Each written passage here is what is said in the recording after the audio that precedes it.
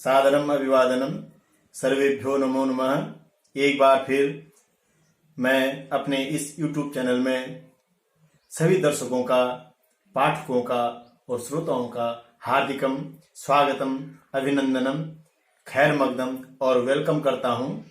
आज मैं आपके साथ फिर हिंदी विषय का व्याकरण से संबंधित एक नया विषय वस्तु निपात, जो अव्यय का ही एक भेद है। इससे पहले वाला जो वीडियो था वो क्रिया विशेषण पर था, अव्यय का एक भेद था।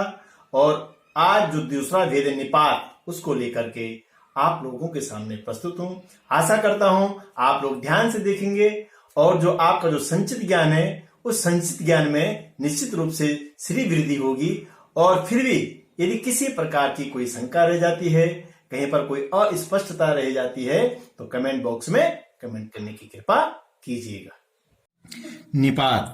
निपात अव्यय का एक भेद है। अव्यय यानी अविकारी शब्द, पूर्व में हम पढ़ चुके हैं। उसी का एक भेद है निपात, और निपात का दूसरा नाम है अवधारक। अवधारक से ही काफी कुछ इस निपात का अर्थ स्पष्ट हो रहा है। संस्कृत में भी कहा गया है स्वराद निपातम अव्ययम। जो स्वर आदि हैं, स्वर आदि जो अव्यय हैं उनकी क्या संज्ञा है? निपात संज्ञा है। लेकिन निपात हिंदी में अलग व्यवस्था है और संस्कृत भाषा में अलग व्यवस्था है। हम यहाँ पर हिंदी भाषा के निपात की, हिंदी भाषा के अवधारक की बात यहाँ पर कर रहे हैं। एक बहुत प्रसिद्ध शिक्षण सूत्र है, ज्ञात से अज्ञात के प्रति। अर्थात हम जो जानते हैं उस जानकारी से हम उसकी ओर बढ़े जिसको जानते नहीं है। इसी शिक्षण सूत्र का हम आश्रय लेते हुए सर्वप्रथम हम यहाँ पर कुछ उदाहरण पढ़ेंगे। उन उदाहरणों को आप ध्यान से देखेंगे, उसके बाद हम निपात समझेंगे। तुम्हें आज रात रुकना ही पड़ेगा। ध्यान देंगे, तुम्हें आज रात रुकना ही पड़ेगा। यहां पर आप देख रहे हैं एक शब्द ही, एक किस पे जोर दे रहा है? रुकने पर। तुम्हें आज रात रुकना पड़ेगा ऐसे बोल सकते हैं, लेकिन जोर दे रहे हैं, ताकत लगा रहे हैं, बल दे रहे हैं। किस पर? ही शब्द के द्वारा रुकने पर जोर दे रहे हैं कि तुम्हें आज रात रुकना ही पड़ेगा। बहुत जोर दे रहे हैं, प्रयास कर रहे हैं, अतिरिक्त प्रयास कर रहे हैं। दूसरा उदाहरण है, आपने तो हद कर दी। आपने, हम ऐसे भी इसको बोल सकते हैं, आपने हद कर दी। लेकिन क्या है? आपने तो हद कर दी। जो हद कर दी आपने, उसको बल देने के लिए, उसको ताकत देने के लिए, उसको बताने के लिए एक शब्द का प्रयोग यहां पर हुआ है तो। अगला है, आज मैं भी आपके साथ चलूंगा। आज मैं आपके साथ चलूंगा ऐसे बोल सकते थे, लेकिन आज मैं भी, इस जो शब्द है भी, ये जोर दे रहा है, उस बात पर जोर दे रहा है, कोई संदेह नहीं कर रहा है कि मैं भी आपके साथ चलूंगा। अगला वाक्य है, सीता खीर ही खाएगी। क्या है? सीता खीर ही खाएगी। अर्थात सीता खीर खाएगी ऐसे बोल सकते हैं, लेकिन सीता खीर ही खाएगी, अर्थात खीर के अलावा कुछ नहीं खाएगी। किस पे जोर दे रही है? खीर पर। तो सीता खीर ही, जो ही शब्द है वो खीर पर जोर दे रहा है, अन्य चीजें नहीं खाएगी। अगला उदाहरण है, राम फल भी खाएगा। राम फल भी खाएगा। यहां पर राम अन्य चीजों को खाएगा, उसके साथ साथ फल को भी खाएगा। तो जो फल पर जो जोर दे रहा है उसको कौन बता रहा है? भी शब्द बता रहा है। अगला है, सुरेश कल तक इंतजार नहीं कर सकता। सुरेश कल तक इंतजार नहीं कर सकता। तक, कल पर जो देर दे रहा है, कल पर जो शब्द जोर दे रहा है, कौन सा शब्द है? तक। ये तक से कल पर जोर दे रहा है, कल पर एक बलाघात कर रहे हैं, कल पर एक विशेष फोकस किया जा रहा है, तो शब्द है। अगला उदाहरण है, आप ध्यान से देखेंगे यहां पर, मैं तो मात्र पिताजी के कपड़े ही लाया था। मात्र, मात्र किसके? पिताजी के। पिताजी को बता रहा है, कौन सी शब्द का जोर है? मात्र शब्द का जोर है। और क्या? कपड़े ही लाया था। ही,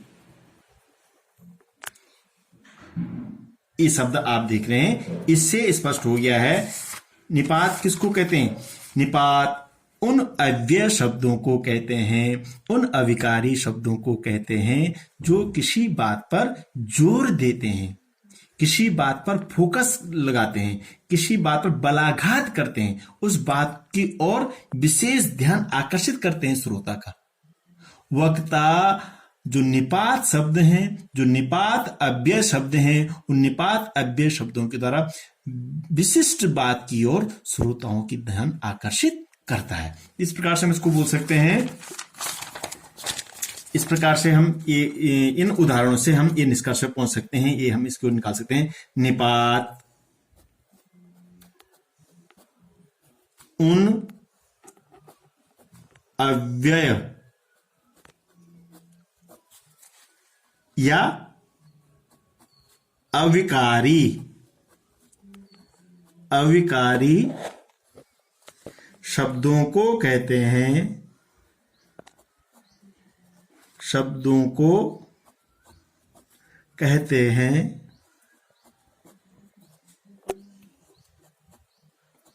जो विशिष्ट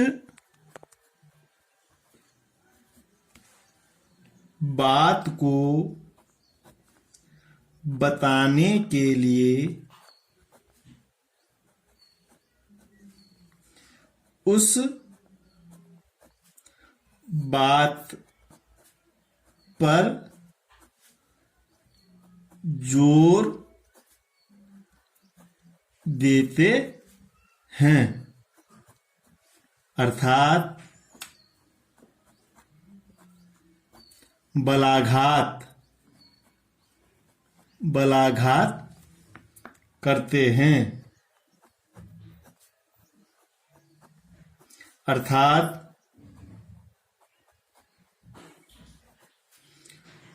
उस कार्य को औरों से अलग करते हैं, अलग करते हैं। इसलिए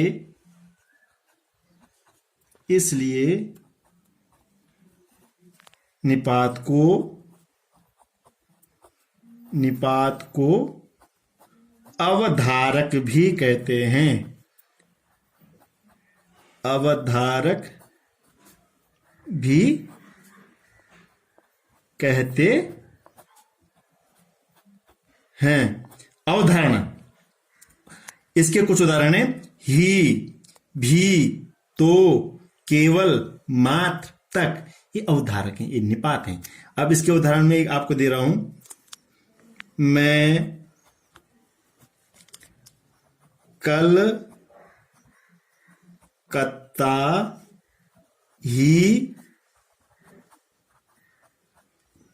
जाऊंगा, अर्थात मैं कलकत्ता ही जाऊंगा। निर्धारण कर दिया, यहां पर अवधारण कर दिया कि मैं कलकत्ता के अतिरिक्त कहीं भी नहीं जाऊंगा।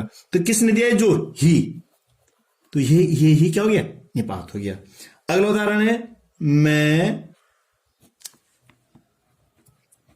कंप्यूटर साइंस भी पढ़ूंगा। अब इसमें क्या है? मैं कंप्यूटर साइंस भी पढ़ूंगा। भी, ये भी जोर दे रहा है, बलाघात कर रहा है। किस पे? Computer science. जो विषय में पढ़ रहा हूं तो पढ़ूंगा ही, उनके साथ साथ एक विषय और पढ़ूंगा। कौन सा? Computer science. तो भी के द्वारा कंप्यूटर साइंस पर जोर दे रहा है, तो ये भी क्या हो गया? निपात हो गया। ये क्या हो गया? अवधारक हो गया। इस प्रकार से हम कह सकते हैं कि निपात उन शब्दों को कहते हैं जिन शब्दों के द्वारा किसी विशेष बात पर जोर दिया जाता है, किसी विशेष बात पर बलाघात किया जाता है। उन शब्दों को, कोई भी शब्द हो सकते हैं, ही, भी, तो, मात्र, केवल, है ना, इस प्रकार के बहुत सारे वो शब्द हैं।